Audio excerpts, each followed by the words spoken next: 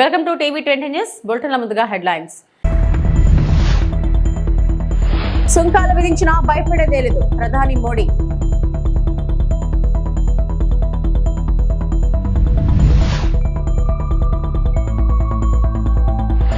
అమరావతిలో handloom museum ఏర్పాటు చేస్తాం సీఎం చంద్రబాబు.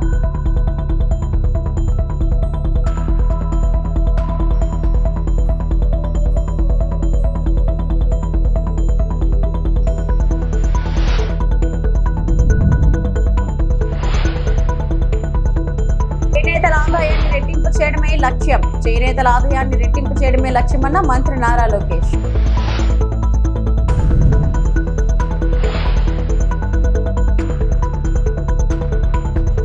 అమెరికా అధ్యక్షుడు డొనాల్డ్ ట్రంప్ తమ ఎగుమతులపై 50% సుంకాలు విధించినా భయపడేదే లేదని భారత్ స్పష్టం చేసింది. రైతులు, పశు పెంపకందారులు, మత్స్యకారుల ప్రయోజనాలపై రాజీ లేదని ప్రధాని మోడీ తేల్చి చెప్పారు. రష్యా నుంచి చమురు కొనుగోలుపై భారత్, అమెరికా మధ్య వాణిజ్య ఉద్రిక్తతలు నెలకొన్న వేళ ప్రధాని మోడీ ట్రంప్ నకు గట్టి సందేశం ఇచ్చారు. భారీ మూల్యం చెల్లించాలనే విషయం వ్యక్తిగతంగా తనకు తెలుసునని, అందుకు పూర్తి సిద్ధంగా ఉన్నట్లు తెలిపారు. భారత్ ఎల్లప్పుడూ రైతుల పక్షాన ఉంటుందని, వారి సంక్షేమం కోసం దేనికి వెనకాడబోదన్నారు. అంతర్జాతీయంగా ఒత్తిడులు ఉన్న గ్రామీణ ప్రాంతాల రక్షణకు ఎన్డీఏ ప్రభుత్వం కట్టుబడి ఉందని ప్రధాని మోడీ తేల్చి చెప్పారు.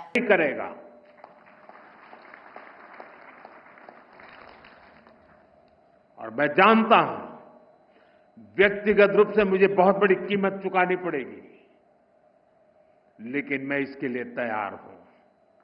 मेरे देश के किसानों के लिए, मेरे देश के मछुआरों के लिए, मेरे देश के पशुपालकों के लिए आज भारत तैयार है.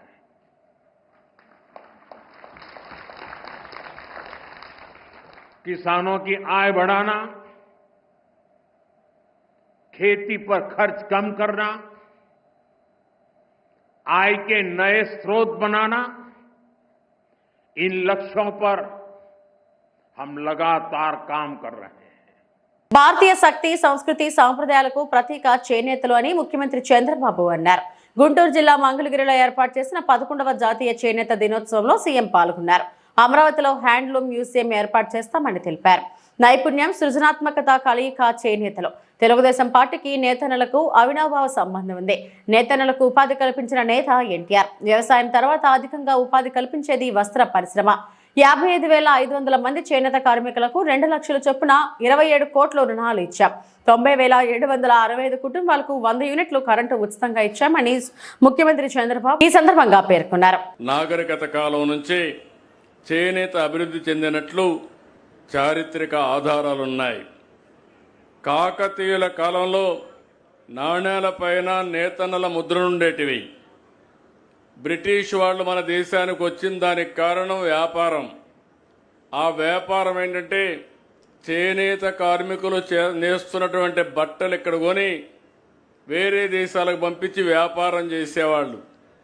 అక్కడి నుంచి వాళ్ళ ఆలోచన విధానంలో మార్పు వచ్చింది. మార్పు వచ్చిన తర్వాత మెషిన్లు పెట్టి చేనేత కార్మికులకు ద్రోహం చేసే విధంగా ఇక్కడి నుంచి ముడి సరుకు తీసుకుపోయి అక్కడ బట్టలన్నీ తయారు చేసి మళ్ళా మనకు పంపించారు. దీనివల్ల చేనేత కార్మికులు పూర్తిగా దెబ్బతిన్నారు. అందుకే మీరు ఒక్కసారి చూస్తే స్వాతంత్ర సమరంలో ప్రతి ఒక్కరూ ఒక ప్రేరణ ఇచ్చారు. ఖద్దరు బట్టలే ధరించాలి, మనం నేర్చినటువంటి ఇదే మనం చేయాలని నూలు వడకడం దగ్గర నుంచి దేశభక్తి చాటి చూపించారు.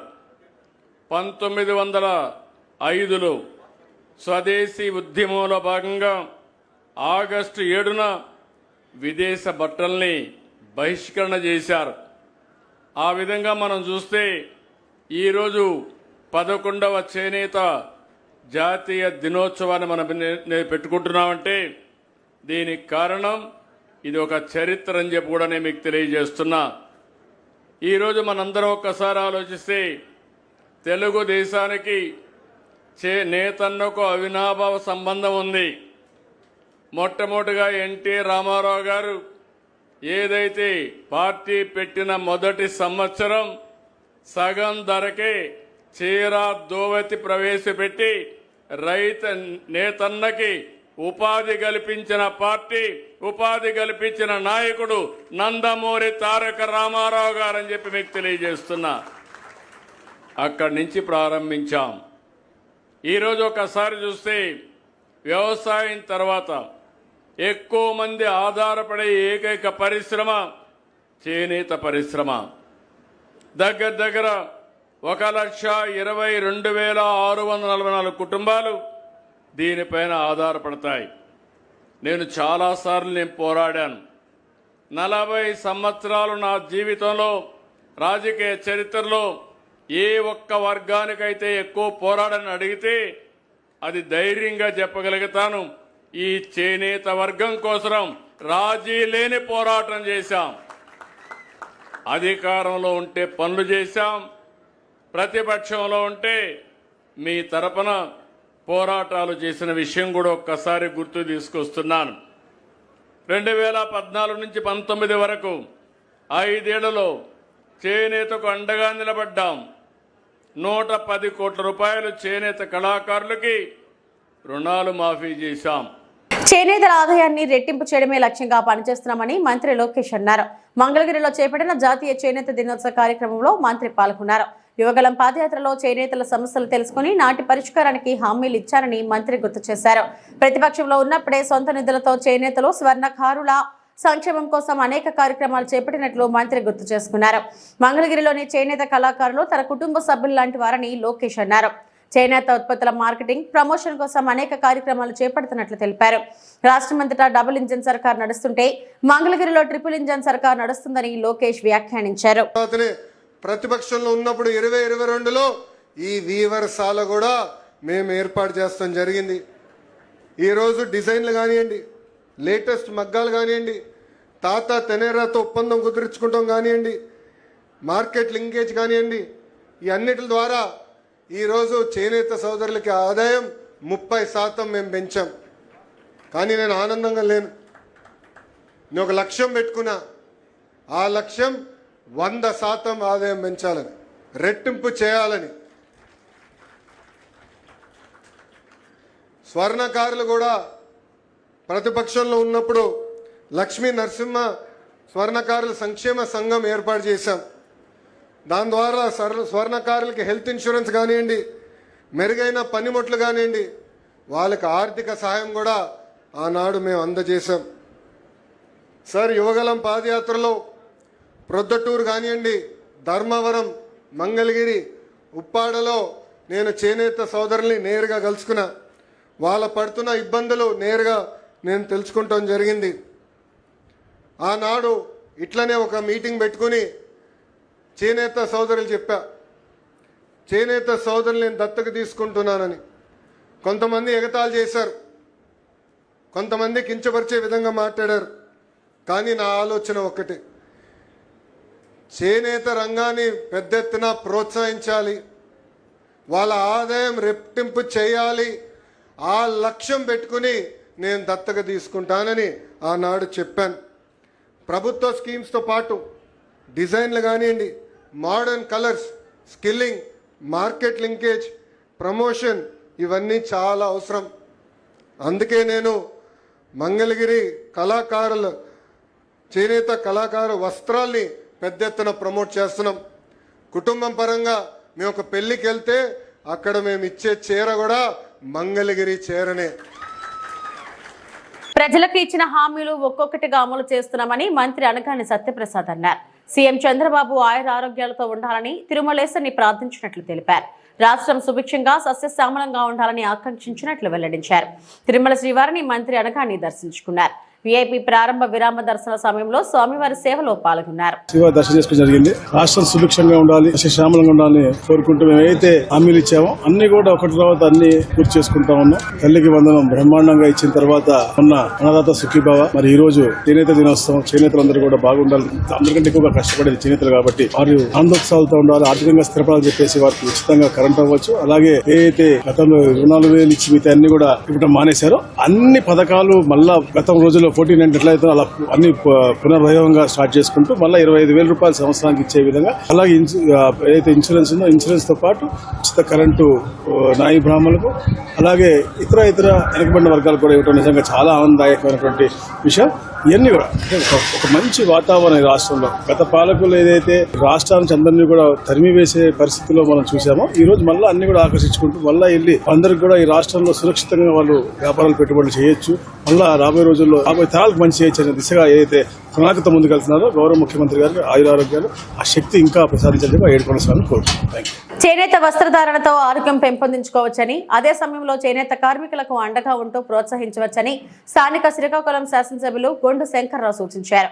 గురువారం 11వ జాతీయ చేనేత దినోత్సవాన్ని పురస్కరించుకుని బాపూజీ కళామందిర్లో ఏర్పాటు చేసిన వేడుకలలో ముఖ్య అతిథిగా పాల్గొన్న ఎమ్మెల్యే మాట్లాడుతూ, చేనేత వస్త్రధారణతో మానసిక ప్రశాంతత, ఆరోగ్యం లభిస్తాయని, అదేవిధంగా చేనేత వస్త్రాలు కొనుగోలుతో చేనేత కార్మికులు అభివృద్ధి చెందే అవకాశం ఉందని వివరించారు. బ్రిటిష్ టైంలో విదేశీ వస్త్ర బహిష్కరణ నినాదంతో బాపూజీ తర్వాత రాష్ట్రంలో ప్రగడ కోటయ్య అనేక ఉద్యమాలు చేసి చేనేతల ప్రోత్సహించారని గుర్తు చేశారు. అణగారిపోతున్న చేనేత రంగాన్ని ఆదుకోవాలనే ఉద్దేశంతో కూడు గూడు గుడ్డ నినాదంతో స్వర్గీయ ఎన్టీ రామారావు చేనేత కార్మికులను ఆదుకున్నారని తెలిపారు. శ్రీకాకుళం పట్టణంలో బాపూజీ కళామందిరంలో జరుగుతున్న ఈ వేడుకలకి అతిథులుగా చేసినటువంటి వేదికలు అలంకరించిన పెద్దలందరికీ, అలాగే వేదిక ముందున్నటువంటి చేనేత కళాకారులకు, ఇతర పెద్దలకు, అలాగే మీడియా మిత్రులకు అందరూ కూడా పేరు పేరున నా హృదయపూర్వక నమస్కారాలు, శుభాకాంక్షలు తెలియజేసుకుంటూ, చేనేత వస్త్రం అనేది ఇది అనాదిగా వస్తున్నటువంటి వృత్తి. దీన్ని బ్రిటిష్ వారి టైంలో విదేశీ వస్త్రాలు దింపుతున్న టైంలో దీన్ని కాపాడడం కోసం గౌరవ మన జాతిపిత మహాత్మా గాంధీ గారు పెద్ద ఎత్తున దీనిపైన ఉద్యమం చేపట్టి ఆ చేనేతను మళ్ళీ బతికించే పరిస్థితి. దాని తర్వాత ప్రగడ కోటయ్య గారు ఈ చేనేత కార్మికులకు సంబంధించి ప్రత్యేకించి యాక్టులు కానీ, అలాగే వాళ్ళకి సబ్సిడీస్ కానీ అన్ని విషయాల్లో ఈ చేనేత వర్గాన్ని ఆదుకోవడంలో ఆయన చాలా వరకు కృషి చేసిన తరుణంలో మన రాష్ట్రానికి మళ్ళీ చేనేత ఉమ్మడి రాష్ట్రంలో అత్యధికంగా ఉన్నటువంటి చేనేత కళాకారులు కానీ కార్మికులు ఉన్నటువంటి ఉమ్మడి ఆంధ్రప్రదేశ్లో ఈ రంగాన్ని మళ్ళీ ఆదుకోవాలనే పెద్ద ఉద్దేశంతో ఏ రోజైతే ఆ రోజు అన్న నందమూరి తారక రామారావు గారు కూడు గుడ్డ నీడ నినాదంతో పార్టీ పెట్టి ఆనాడు ప్రతి ఒక్కరికి కూడు 2 రూపాయలు కిలో రైస్ ఇస్తూ, గూడు అని పక్కా ఇల్లు కాలనీస్ ఇస్తూ, గుడ్డ అని జనతా వస్త్రాలు ఇవ్వడం జరిగింది చేరాకి. అదే ఆ టైంలో ఆయన ఏదో బిల్లు నుండే పోకుండా చేనేత నుండే ఆ వస్త్రాలు ఇచ్చి ఈరోజు ఆ పెద్ద ఎత్తున ఆ రోజు కూడా ఒక ఊపుని ఇవ్వడం జరిగింది చేనేత కార్మికులు. బీసీ రిజర్వేషన్ల కోసం తుది వరకు పోరాడతామని మంత్రి పొన్నం ప్రభాకర్ స్పష్టం చేశారు. ఢిల్లీలో మీడియాతో మాట్లాడిన ఆయన, గాంధీ పద్ధతిలో పోరాడి అనుకున్నది సాధిస్తామన్నారు. కిషన్ రెడ్డి లాంటి వారి కుట్రలను సాగనివ్వమన్న ఆయన, లోక్సభ ఎన్నికల్లో బీజేపీ చావు తప్పి కన్నులొట్ట అన్నట్లుగా గెలిచిందంటూ ఎద్దేవా చేశారు. బీసీ రిజర్వేషన్లు పెంచుకుంటే వచ్చే ఎన్నికల్లో బీజేపీ ఓటమి ఖాయమని పొన్నం పేర్కొన్నారు.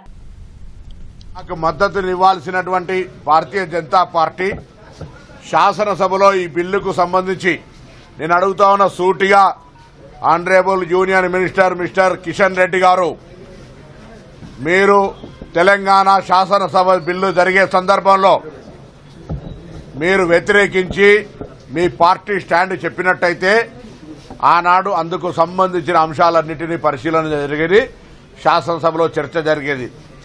కానీ శాసనసభలో ఏకగ్రీవంగా తీర్మానం చేసి ఆ బిల్లులు చట్టం రూపంలో మారి గవర్నర్ గారి ఆమోదం ఢిల్లీకి వచ్చిన తర్వాత ఇవాళ మీరు ముస్లింల పేరు మీద ఈ కార్యక్రమం అడ్డుకునే ప్రయత్నం చేస్తా ఉన్నారు. మిమ్మల్ని బహిరంగ చర్చకు కూడా ఆహ్వానించదలుచుకున్నా, లేదా మీరు కేంద్ర మంత్రి సమాచారం తెచ్చుకోండి. ఇప్పుడు స్థానిక సంస్థల్లో ఎంతో కొంత శాతం మైనార్టీలకు కూడా రిజర్వేషన్ ఉంది 1971 నుంచి కూడా. స్వాతంత్రం ముందు నుంచి కూడా ఉంది. ఈ రిజర్వేషన్ల ద్వారా ఎంతమంది స్థానిక సంస్థల ప్రజాప్రతినిధులు గెలవగలిగిన వాళ్ళు, దాని పేరు మీద మీరు మొత్తం బీసీ సమాజానికి కాలడ్డం పెట్టే ప్రయత్నం చేస్తా ఉన్నారు. ఈరోజు సికింద్రాబాద్ పార్లమెంటుకు సంబంధించిన ప్రజలు మిమ్మల్ని గమనిస్తలేరా? ఎందుకు ఈ విధంగా బలహీన వర్గాలకు సంబంధించిన నోటికాడి కూడును ఎత్తగొట్టే ప్రయత్నం చేస్తా ఉన్నారు? మీరు అన్న ఈరోజు మార్నింగ్ ప్రెస్ కాన్ఫరెన్స్ లో ఇది మాకు సంబంధం లేదు, రాష్ట్ర ప్రభుత్వం అనడం జరిగింది. కేంద్ర మంత్రిగా నేను మీకు ఒక లెక్క రాస్తా ఉన్నా, లిఖితపూర్వకంగా రాష్ట్ర మంత్రిగా, బలహీన వర్గాల బిడ్డగా, బలహీన వర్గాల శాఖ పక్షాన మీరు మాట్లాడినటువంటి మాటకు లిఖితపూర్వకంగా ఇది మా పరిధి కాదు, రాష్ట్రంలో మీరే చేసుకోండి, మీరే ప్రెస్ కాన్ఫరెన్స్ చెప్పిన మాట ఉందో అదొక లిఖితపూర్వకంగా ఇవ్వండి. మీ దగ్గరికి జోలే పట్టుకొని వచ్చే ప్రశ్నే లేదు. మా ప్రభుత్వంకు చిత్తశుద్ధి ఉన్నది, మా ప్రభుత్వంకు బాధ్యత ఉన్నది. మేము కామారెడ్డి డిక్లరేషన్ మొదలుకుంటే నిన్నటి జంతర్ మంతర్ దాకా ఏ కార్యక్రమమైనా చట్టబద్దంగా, న్యాయబద్దంగా శాసనసభలను గౌరవిస్తూ, అధికార వ్యవస్థ, ఐఏఎస్ వ్యవస్థను గౌరవిస్తూ ఇలా మేము కార్యక్రమం తీసుకున్నాం. తెలంగాణలో కాంగ్రెస్ పార్టీకి చిత్తశుద్ధి ఉంటే స్థానిక సంస్థల ఎన్నికలు నిర్వహించాలని బీజేపీ ఎంపీ డీకే అరుణ డిమాండ్ చేశారు. ఎన్నికలకు ముందు ప్రజలకు ఇచ్చిన హామీలను అమలు చేయలేక బీజేపీని నిందిస్తోందన్నారు. తెలంగాణలో కాంగ్రెస్ పార్టీ ప్రజల విశ్వాసాన్ని కోల్పోయిందని, అందుకే బీసీ రిజర్వేషన్ల పేరుతో మరోసారి డ్రామాలు చేస్తుందన్నారు. స్థానిక సంస్థల ఎన్నికల్లో కాంగ్రెస్ కు ఓటమి భయం పట్టుకుందని, అందుకే బీజేపీపై బురద జల్లే ప్రయత్నం చేస్తుందంటూ ఆగ్రహం వ్యక్తం చేశారు. రాష్ట్రంలో కాంగ్రెస్ ప్రభుత్వం బీసీలకు 42% రిజర్వేషన్లు కల్పిస్తామని కామారెడ్డి డిక్లరేషన్ లో బీసీలకు రిజర్వేషన్ల గురించి మాట ఇచ్చి ఈరోజు మాట తప్పి కంప్లీట్ గా ఇంకొక పాట పాడుతా ఉంది. ఈరోజు అదే 42% బీసీల రిజర్వేషన్ లో 10% ముస్లింలకు ఇవ్వాలని నిర్ణయం చేసుకున్నది. ఈ రోజు గ్రామ పంచాయతీలకు ఎన్నికలు లేక ఈ పార్టీ అధికారంలోకి వచ్చిన నాటి నుంచి ఇప్పటికి కూడా ఎన్నికలు జరపలేనటువంటి పరిస్థితిలో ఇవాళ ఉన్నది. గ్రామ పంచాయతీలకు నిధులు రాక గ్రామ పంచాయతీల అభివృద్ధి పనులు నిలిచిపోయేటటువంటి పరిస్థితిలో తెలంగాణలో ఏర్పడింది. సో ఇది కేవలం బీసీల యొక్క ఓట్లను రాలగొట్టడానికే బీసీ మాట, బీసీ పదం వీళ్ళు మాట్లాడుతున్నారు కానీ వీళ్లకు బీసీలకు రిజర్వేషన్ ఇచ్చేదాని పట్ల చిత్తశుద్ధి లేదు. గతంలో ఎప్పటి నుంచో వీళ్ళకు బీసీలకు వ్యతిరేకమే. కేవలం ఓటు బ్యాంక్ రాజకీయాలు చేయడంలో తప్పితే బీసీలకు ఏనాడు కూడా కాంగ్రెస్ పార్టీ అండగా నిలిచింది లేదు. ఇవాళ ఢిల్లీలో వచ్చి ధర్నాలు చేస్తాం, అది చేస్తాం, ఇదేదో భారతీయ జనతా పార్టీ మీద నెపం నెట్టని ఇంకా డ్రామా చేస్తే తెలంగాణ ప్రజలు గాని, తెలంగాణ బీసీలు గాని అమాయకులు ఎవరు లేరు. ఇక్కడ కేవలం ప్రజలని మోసం చేయడమే లక్ష్యంగా పెట్టుకున్నది ఇవాళ కాంగ్రెస్ పార్టీ. అవగాహన రాహిత్యం ఒక పక్క, కేవలం ఇవాళ తెలంగాణ రాష్ట్రంలో 6 హామీలని అధికారంలోకి వచ్చి ఆ 6 హామీలని నెరవేర్చకుండా ప్రజలను మోసం చేసి మళ్ళీ ఇప్పుడు బీసీ రిజర్వేషన్లని మరోసారి మోసం చేయడానికి ప్రయత్నిస్తా ఉంది. స్థానిక సంస్థల్లో గెలుపు మీద నమ్మకం లేక ప్రజల విశ్వాసాన్ని కోల్పోయినటువంటి కాంగ్రెస్ పార్టీ ఇవాళ భారతీయ జనతా పార్టీ మీద ఇదేదో రిజర్వేషన్లు వాళ్ళు చేయదలుచుకున్నట్టు, భారతీయ జనతా పార్టీ అడ్డుకుంటున్నట్టు ఈ డ్రామాలన్నీ కట్టిపెట్టి మీరు ఎంబడే ఎన్నికలు జరపండి, ఎంబడే మీరు ఇచ్చిన మాటను నిలబెట్టుకోండి. అంతేగాని భారతీయ జనతా పార్టీ మీద నెపం నెట్టడం గాని తప్పించుకునేటువంటి ప్రయత్నం చేస్తే తెలంగాణ బీసీలంతా కూడా మీరు చేసినటువంటి ఈ యొక్క ద్రోహం ఏదైతే ఉందో, ఏదైతే మోసం ఏదైతే ఉందో ప్రతి ఒక్క బీసీ కూడా గమనిస్తామని తెలియజేస్తాను. మీకు చిత్తశుద్ధి ఉంటే ఎంబడే ఎన్నికలు, స్థానిక సంస్థలకు ఎన్నికలు పెట్టండి. మీరు ఇచ్చిన మాట ప్రకారం 42% రిజర్వేషన్ బీసీలకు ఇవ్వండి. కాళేశ్వరం ప్రాజెక్టుపై కాంగ్రెస్ చేస్తున్న అసత్య ప్రచారాలపై బీఆర్ఎస్ సీనియర్ నేత మాజీ MLA Peddi Sudarshan Reddy strong counter ఇచ్చారు. బీఆర్ఎస్ పై రేవంత్ రెడ్డి కుట్రలు చేస్తున్నాడు. కమిషన్ ఇచ్చిన నివేదికను ప్రభుత్వం ఎందుకు బయట పెట్టడం లేదు? రిపోర్ట్ బయటకు ఇవ్వకముందే రేవంత్ రెడ్డి అనుకూల మీడియా విష ప్రచారం చేస్తుంది. కాంగ్రెస్ ప్రభుత్వంలో అనేక స్కామ్లు జరుగుతున్నాయి. కోర్టు సమాధానం చెప్పమంటే కాంగ్రెస్ నాయకులు తప్పించుకొని తిరుగుతున్నారు. కాంగ్రెస్ ప్రభుత్వం, ముఖ్యమంత్రి, మంత్రులకు చట్టం తెలవదా, లేక తెలిసి వక్రీకరించి రాజకీయ లబ్ధి పొందాలని కుటీల యత్నమా? కమిషన్ ఆఫ్ ఎంక్వైరీస్ చట్టం ప్రకారం ఒక న్యాయమూర్తిని విచారణ కమిషన్ కు నియమించినా ఆ కమిషన్ న్యాయ వ్యవస్థలో భాగం కాదు. అంటే ఆ కమిషన్ కోర్టుల న్యాయ తీర్పులు ఇవ్వలేదు, మరియు కోర్టులు కలిగిన ఆధారాలు వారికి ఉండవు. కమిషన్ నివేదిక ఇవ్వడం మాత్రమే చేస్తుంది. కనుక జడ్జి ఉన్నా సరే అది న్యాయ వ్యవస్థలో భాగంగా పరిగణించబడదు. ఈ చట్టాన్ని ఉద్దేశపూర్వకంగా తప్పుడు వివరణ ఇవ్వడం రాజ్యాంగం మీద ప్రమాణం చేసిన మంత్రి మండలికి తగదు. న్యాయ వ్యవస్థను కేసీఆర్, హరీష్ రావు గౌరవించడం లేదని ముఖ్యమంత్రి రేవంత్ రెడ్డి, మంత్రి ఉత్తమ్ కుమార్ రెడ్డి విమర్శ చేయడం వారి అవగాహన రాహిత్యానికి నిదర్శనమని అన్నారు. ఇటువంటి ఒక రాజ్యాంగ ఉల్లంఘనలకు ఇవాళ ఈ ప్రభుత్వ తరఫున ప్రభుత్వం గాని కొంతమంది అధికారులు కూడా పాల్పడుతూ ఉన్నారు. కమిషనర్ ఆఫ్ ఎంక్వైరీస్ చట్ట పరిధిలో తెలంగాణ కాంగ్రెస్ ప్రభుత్వము కాళేశ్వరం ప్రాజెక్టులో ఒక పార్ట్ అయినటువంటి మేడిగడ్డ 2 పిల్లర్లు కుంగడానికి గల కారణాల మీద మాత్రమే కమిషనర్ ఆఫ్ ఎంక్వైరీస్ చట్ట పరిధిలో జడ్జి గారిని పినాకి చంద్రఘోష్ గారి కమిషన్ వేయడం జరిగింది. కమిషన్ కేవలము కాళేశ్వరములో ఉండబడిన 100 ప్రమాణికాలను కాదని ఒక్క ప్రమాణికమైనటువంటి మేడిగడ్డ బ్యారేజీలో ఉండబడినటువంటి టెక్నికల్ ఇష్యూస్ మీద మాత్రమే నివేదిక తయారు చేయడానికి సంబంధించిన సాక్షులను గాని ఇతరత్ర ఇన్ఫర్మేషన్ గాని కలెక్ట్ చేసింది. ఇవాళ 655 పేజీలతో కూడినటువంటి నివేదికను కాంగ్రెస్ పార్టీ ప్రభుత్వం ఇప్పటి వరకు బయట పెట్టకపోవడం అంటేనే ఇవాళ కేవలం 55 పేజీల నివేదిక మాత్రమే అనుకూలమైనటువంటి పదాలున్నటువంటి కూర్పును ఒక కుట్రపూరితంగా తయారు చేసి ఇవాళ విష ప్రచారానికి రేవంత్ రెడ్డి పాల్పడతా ఉన్నాడు. దమ్ముంటే చేతనైతే మీరు దద్దమ్మలు కాకుంటే దొంగ నాటకాలు కాళేశ్వరం పైన మీరు ఆడకుంటే మీకు చిత్తశుద్ధి ఉంటే 655 పేజీల నివేదిక ఇప్పటి వరకు మీడియాకు ఎందుకు అధికారికంగా విడుదల చేయలేదు? కేవలం కొన్ని పేజీలలో ఉండబడినటువంటి కొన్ని కంటెంట్స్ ను వక్రీకరించి మీరు సంతకాలు లేనటువంటి పేపర్లు మాత్రమే ఇప్పటి వరకు నివేదికలో ఉన్నవి. ఘోష్ గారి సంపూర్ణమైనటువంటి నివేదిక ఇప్పటి వరకు బయటికి రాలేదు. కేబినెట్ ముందుకు రానటువంటి నివేదిక 3 రోజుల ముందే మీడియాలో ఎట్లా వస్తది? ఇది కుట్ర కాదా? అంటే కాళేశ్వరం ప్రాజెక్టు భవిష్యత్తు గురించి ఆలోచన లేదు. ఇవాళ మిగతా 100% కాళేశ్వరం ప్రాజెక్టు సంబంధించినటువంటి మిగతా ఇప్పటిదాకా ప్రకటించిన రిజర్వాయర్లు గాని అదేవిధంగా టన్నల్స్ గాని అనేక రకాల మరి నిర్మాణాలన్నీ కూడా సేఫ్ గా ఉన్నవి. వాటి గురించి విచారణ ఎందుకు చేయలేదు? జిల్లాలో ఇందిరమ్మ ఇళ్ల నిర్మాణాల ప్రగతి బేషుగ్గా ఉందని రాష్ట్ర గృహ నిర్మాణ సంస్థ secretary managing director VP Gautam జిల్లా యంత్రాంగం పనితీరును ప్రశంసించారు. ప్రత్యేకించి గడిచిన 2 నెలల నుంచి ఇళ్ల నిర్మాణంలో జిల్లా గణనీయమైన వృద్ధి సాధించిందని, 2వ విడత ఇళ్ల మంజూరీ గ్రైండింగ్ లో ఆశించిన స్థాయి కంటే ఎక్కువ పురోగతి సాధించారని జిల్లా కలెక్టర్ టి వినయ్ కృష్ణారెడ్డిని సంబంధిత శాఖల అధికారులను అభినందించారు. రాష్ట్ర housing corporation MD VP Gautam జిల్లాలోని ఇందల్వాయి మండలం, తిరుమన్పల్లి, డిచ్పల్లి మండలం, గన్పూర్ గ్రామాలలో పర్యటించి ఇందిరమ్మ ఇళ్ల నిర్మాణాలను క్షేత్రస్థాయిలో పరిశీలించారు. సబ్జెక్టు వారికి వెళ్ళినప్పుడు పూర్ పర్ఫార్మింగ్ ఉన్న మండల్స్ కానీ అదర్వైజ్ మీ దగ్గర ఏమైనా ఇష్యూస్ ఉంటే కూడా చెప్పండి. సో ఇది మనకు ఒక గోల్డెన్ ఆపర్చునిటీ. సో రిపీటెడ్గా కొన్ని టెక్నికల్ ఇష్యూస్ వస్తున్నాయి పేమెంట్ లోపల. రెండోది డిలీషన్స్ సంబంధించి మన దగ్గర ఆల్మోస్ట్ అన్ని ప్రపోజల్స్ మీరు ఈరోజు వరకు సబ్మిట్ చేశారు, వాటిని డిలీట్ చేయడం. అలాగే 2 BHKకి సంబంధించి ఇన్ ప్రోగ్రెస్లో ఉండగానే జీవో 33 ప్రకారం మనం ఐడెంటిఫికేషన్ చేస్తున్నాం. అందులో కూడా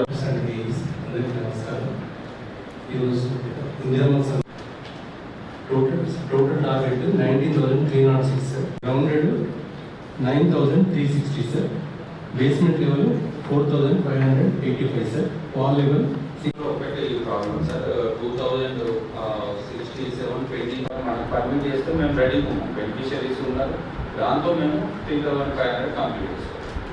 మిగతావన్నీ ఆల్టర్నేటివ్ శాంక్షన్స్ కూడా రెడీ పెట్టుకున్నాం. వాటిని కూడా మేము నెక్స్ట్ 1 వీక్ లోపల గ్రౌండ్ చేస్తాం.